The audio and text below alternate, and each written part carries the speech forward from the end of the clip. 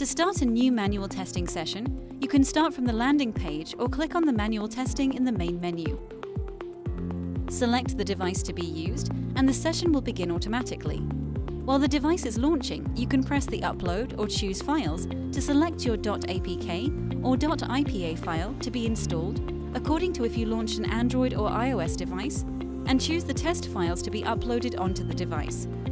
You will be guided to File Library, where you can select desirable files.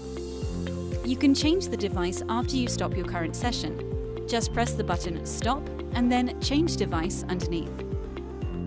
At the Device View and Control widget, you can interact with the device and swipe screens using your computer mouse when the device is successfully connected.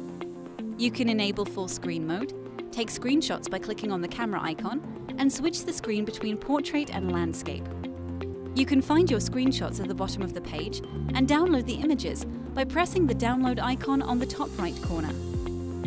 Here at the Device Log widget, you can see the real-time device logs, and you have a command bar where you can search for certain logs, set log level, pause or unpause the auto-scrolling, clear all the logs, change theme, or download the logs for further analysis.